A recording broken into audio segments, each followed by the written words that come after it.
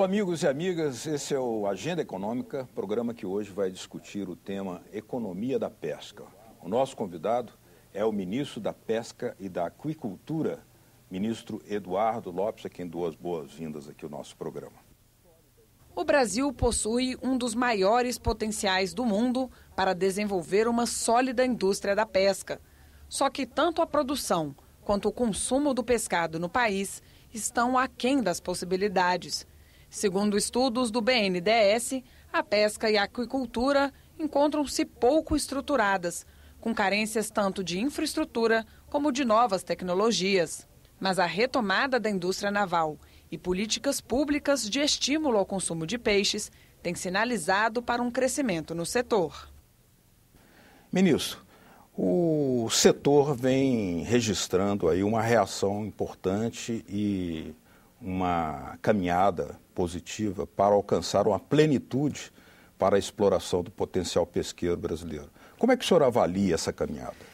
Sem dúvidas, eu cumprimento aos telespectadores e, como você colocou, na verdade, tanto a produção como o consumo realmente estão aquém.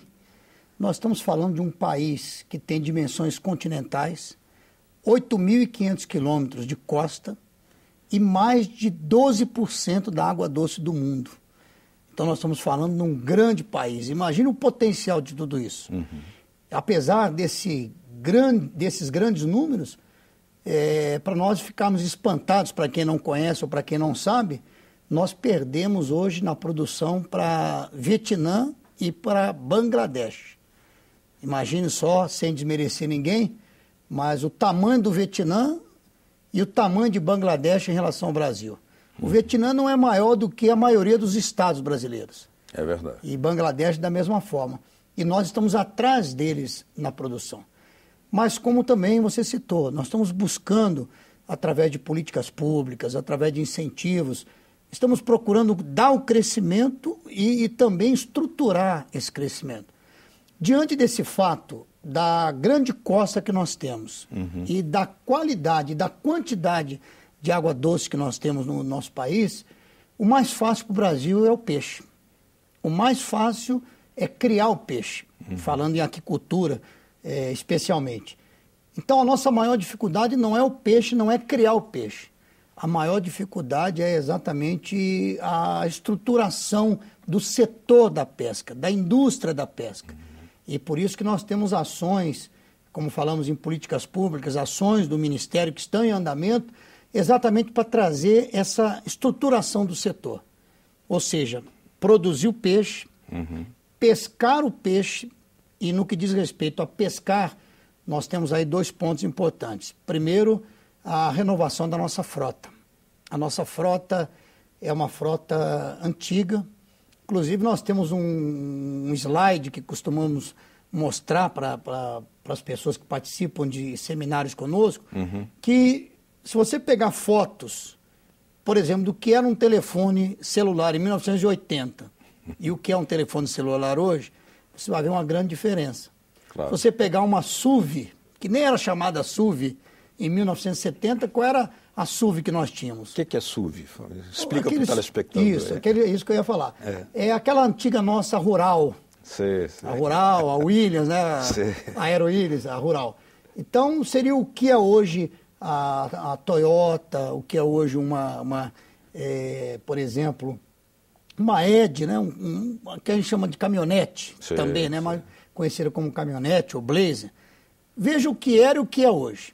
O que era uma Rural e o que é hoje uma SUV. Agora, o senhor estava falando em estruturação do setor. E a grande novidade, a gente ainda pode falar em novidade, porque o Ministério tem apenas 5 anos. Exatamente. O que mudou a partir da existência de um Ministério e a partir, portanto, de um planejamento de Estado, oferecendo políticas para o setor. Com políticas públicas. E só finalizando, os barcos hoje são os mesmos de 1970. São os mesmos? Esse que é o problema.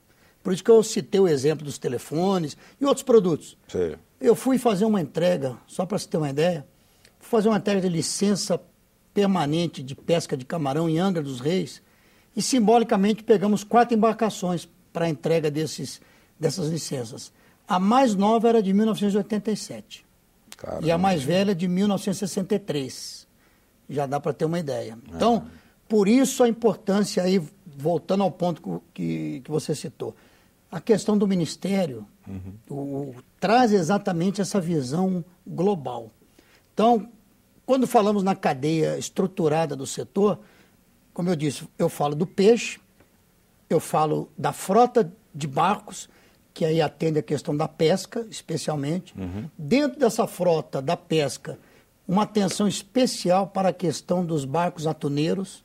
O Brasil tem um grande potencial na pesca de atum, e, no entanto, nós pescamos em torno de 10% do que é a nossa cota estabelecida pelo ICAT. Quer dizer, a nossa cota internacional, nós não alcançamos a nossa cota, estamos a 10%. Então, isso mostra a grandeza. E a importância do Ministério é isso. É você implementar e desenvolver ações e políticas que vão trabalhar tudo isso. Nós temos aqui números apontando que houve, apesar do baixo consumo que ainda existe no Brasil, ou aquém da nossa possibilidade, houve duplicação, houve um crescimento importante.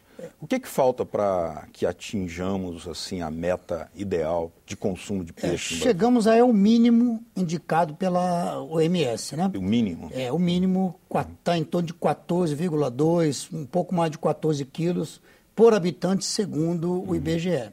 Temos que chamar a atenção, o Brasil é grande, como falamos, claro que esses 14,2 quilos por habitante ano é distorcido porque lá no norte se consome 90 quilos por habitante. Praticamente ele só consome o peixe. Então, se lá tem um consumo de 90 quilos por habitante, então o 14 no geral está bem distorcido. Certamente no sudeste, em algumas áreas, o consumo é bem menor. Agora, qual o objetivo para fazer crescer esse consumo? Por exemplo, primeiro temos que pensar nas crianças. O costume tem que vir já de criança. E nós temos aí um projeto, inclusive, assinamos um convênio com o SENAC, no projeto do SENAC, que é o Cozinha Brasil, onde o SENAC está formando cozinheiros, merendeiras, para você trabalhar o peixe na merenda escolar, introduzir o peixe na merenda escolar. Nós temos também um projeto para a pesca da anchoíta, que hoje não pescamos nada de anchoíta e, segundo estimativas, nós temos uma biomassa de 500 mil toneladas que passam pela costa brasileira. Mais ao sul. Né? Mais ao sul, exatamente. Rio Grande do Sul, na fronteira ali.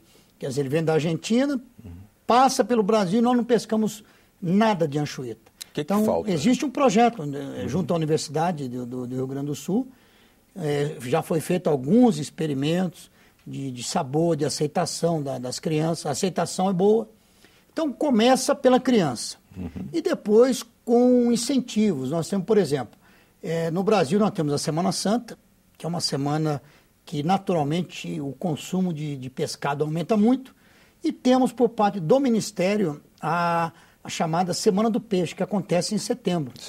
Então, nós vamos agora na 11ª edição, desde 2003, e ela tem aumentado em torno de 30% o consumo. Quais são as ações que se fazem nessa semana?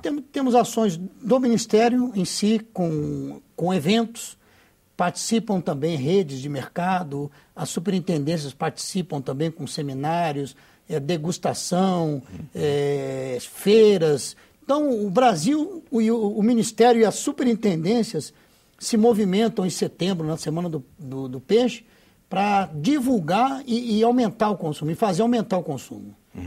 Nós registramos aqui, através do Plano Safra, tanto de 2012, 2013, 2014, um aumento importante dos recursos orçamentários para o setor da pesca e da aquicultura. Isso. No entanto, nós sabemos que todos os ministérios choram um pouquinho, falta isso e tal. Mas qual é o quadro real, assim, se eu tivesse que fazer um raio-x orçamentário, onde é que está a falta? Voltamos ao ponto estruturação. Então, vamos falar da frota. Por isso, a frota ela precisa de financiamento para poder ser renovada. Eu tenho um pensamento que podemos fazer como foi feito com o táxi, ou com os táxis, né, que através de subsídios você vê que a frota de táxi hoje é uma frota bem melhor. Né? Então, houve incentivos, isenção de IPI, aquela coisa toda, para a frota de táxi. Pensamos assim para o dono do barco trocar a sua embarcação. Isso não ocorre? Quer dizer, ocorre, mas temos que incentivar isso. Não tem linhas do BNDES para essa atividade? Nós temos o Profrota. Temos o Profrota. Inclusive, eu tive uma reunião semana retrasada com o BNDES e também com o Ministério do Transporte, porque lá está o fundo da Marinha Mercante, o Fundo Nacional da Marinha Mercante, que é da onde sai o recurso para isso. Então, nós temos que reformular o plano frota, Profrota, para dar mais acesso, facilitar o acesso de quem quer trocar o seu barco, quem quer construir uma embarcação nova, repito, especialmente a da frota tuneira, sardinheira também. Então, esse é um ponto. E o outro ponto que eu considero importante em termos de orçamento do Ministério é exatamente para essa estrutura, para esse estruturante que eu chamo de ciclo completo. Ou seja, você tem numa área, seja através de tanque escavado, seja na maricultura, ou seja num reservatório, você tem que ter ali, próximo, você tem que ter a indústria da farinha, de ração, você tem que ter o frigorífico. Uma cadeia, né? Exatamente, como é a do frango. Por que o Brasil é o primeiro no frango? Eu estive recentemente em Seberi, onde nós estamos construindo uma estrutura dessa, com frigorífico, com fábrica de gelo, com fábrica de ração, com tanque escavado para produção, laboratório para levinagem, tudo. Então eu passei por Chapecó. E ali a gente pode ver o que é uma indústria estruturada. Porque você vê ao mesmo tempo os galpões de criação do frango, mas você tem a indústria, você tem o escoamento da produção. Então, tudo isso eu penso para o setor da pesca. E é importante, em termos de orçamento do Ministério, perguntar para mim aonde eu quero usar mais orçamento e onde eu quero mais fazer é exatamente nisso. Um projeto desse fica em torno de 14, 15 milhões cada um.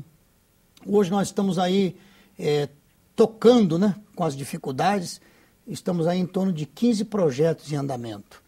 Em todo o Brasil. Em todo o Brasil? Em todo o Brasil. Então, para o tamanho do Brasil é pouco, né? Mas já é alguma coisa. Já saímos do zero. Temos 22 terminais públicos pesqueiros que não estão também ainda em pleno funcionamento, porque temos que pensar também, eu penso muito na questão da concessão para os terminais pesqueiros, quer dizer, entregar, como é o aeroporto hoje, como são os aeroportos, as estradas, entregar o terminal pesqueiro à administração privada, numa PPP, por exemplo, numa concessão. Então, são muitas coisas que podem ser feitas. E tem que ser feitas porque o Brasil, a FAO, que cuida da alimentação mundial, está depositando no Brasil uma grande responsabilidade com respeito à alimentação da humanidade no futuro. Já se tem pesquisas que, de acordo com o crescimento da população, em 2030, os mares não vão conseguir mais sustentar a população. Qual é a saída? A aquicultura. A aquicultura vai ser a grande saída para alimentar a humanidade. Nós vamos falar disso, mas no próximo bloco. Nós vamos fazer aqui uma pequena pausa nessa entrevista em que estamos com o ministro da Pesca e da Aquicultura no Brasil, Eduardo Lopes. E no próximo bloco nós vamos falar também das dificuldades, exatamente desse ponto que ele estava tocando, da pesca de captura. Continue com a gente aqui no Agenda Econômica. Até já.